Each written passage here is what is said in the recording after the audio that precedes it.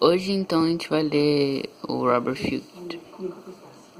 We have learned that Christian education is biblically mandated by at least 9 different lines of evidence. First, the epistemological necessity of the Bible, the ethical necessity of the Bible and Christian character, biblical antithesis, the unity and comprehensiveness of the Christian world and life view. Fifth, the comprehensiveness of Lordship of Christ. Sixth, covenant faithfulness. Seventh, the extent of creation mandate and existence of the Great Commission. Eighth, the biblical education regarding protecting one's faith and morals. And ninth, the biblical jurisdiction assigned to the family. Astonishingly, in the United States, 85% to 90% of children from Christian families are attending government schools. Obviously, this means that most Christian families are disobeying God's word in the area of educating their children. Just as obviously, it means that evangelical churches are not preaching and teaching God's word in this area. Thus, Bible-believing churches are not Bible-believing with regard to God's mandate for the biblical education of covenant children. What constitutes biblical education? The above principles enable us to identify 6 key components of biblical Christian education. Parent-led teaching in family context.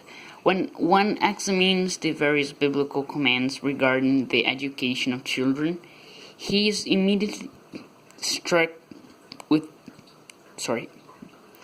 the fact that all such biblical commands are addressed to parents to teach, train, instruct, educate, and discipline their own children. Several passages instruct the father to seize teachable moments when his child asks him a crucial question. The plethora of biblical commands presupposes that the responsibility to teach and train children rests with their parents, that at least one of the parents is normally with their children, and that the parents, including the father, personally perform a significant portion of these God-assigned duties. 3 passages extend the command given to fathers to include grandfathers teaching their grandsons. Education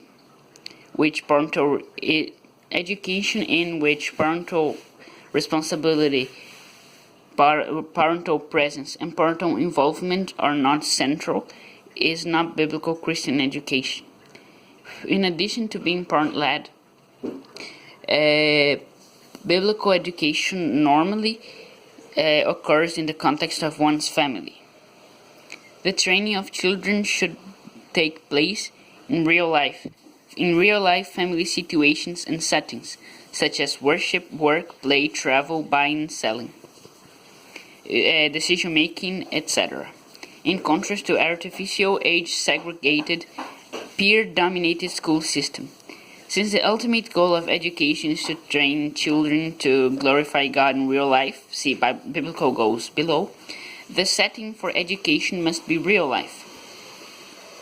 Life in the real world is not age-segregated. As was already noted, age segregation, I misspelled it. Age segregation promotes destructive peer dependency, herd mentality, self-centeredness, prolonged immaturity, and an inability to relate to people of different ages, generation gap. Since biblical education occurs in the context of the family, each person is not treated as a member, as isolated individual. Rather, each person is seen relationally as a member of a covenant. A member of a covenantal family unit.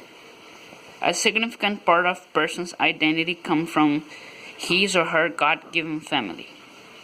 That is why the Bible repeatedly identifies a man relationally as the son of so and so, or identifies a wife or daughter in terms of her husband or father. This is an opposite of both American individualism and centralized statism, in which the individual exists to serve the state. Biblical education cannot be divorced from covenantal family. Two primary responsibilities of parents are to teach their children the gospel message and to pray with them and for the children. Asking God to regenerate them at a young age. The Bible teaches that our children are conceived and born in sin, and that foolishness or folly is bound up in their hearts. The only remedy is regeneration, and only God can create new life. Então, em português agora. O sumário. Nós temos aprendido que a educação cristã é mandada biblicamente por, no mínimo, 9 linhas de evidência diferentes. Primeira, a necessidade epistemológica da Bíblia, a necessidade ética da Bíblia e caráter cristão, a antítese bíblica, a unidade e compreensividade da cosmovisão e da visão da vida, a compreensividade do senhorio de Cristo, a fé, o pacto de fé, faithfulness, fidelidade à aliança, a propagação do mandado da criação e a propagação da grande comissão, as ordens bíblicas com respeito a proteger a fé de alguém ou moral, a sua própria fé e moral, e a jurisdição bíblica assinalada para a família, ou seja, que é dessa família, assigned to the family. Surpreendentemente, nos Estados Unidos, de 85% a 90% das crianças de famílias cristãs estão numa escola governamental.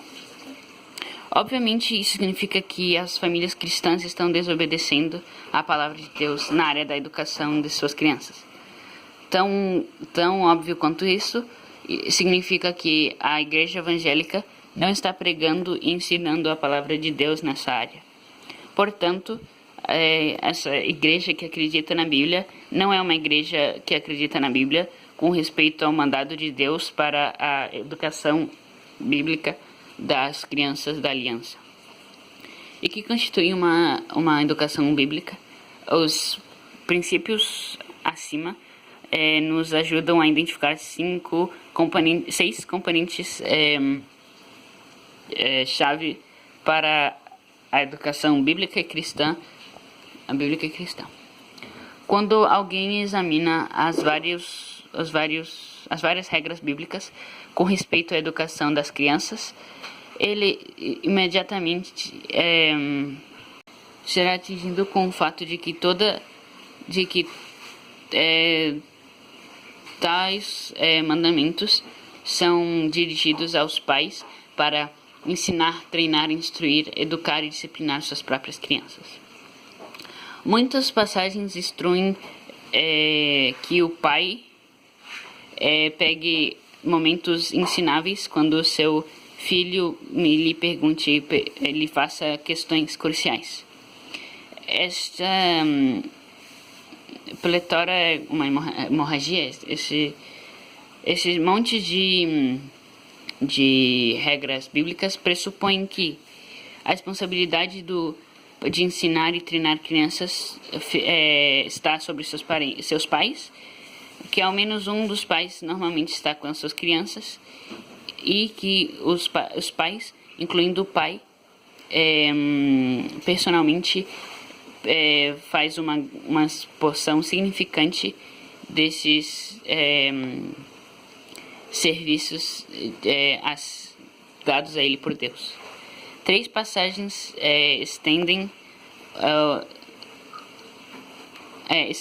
a regra dada a pais para incluir avós ensinando seus netos. A educação, na qual a responsabilidade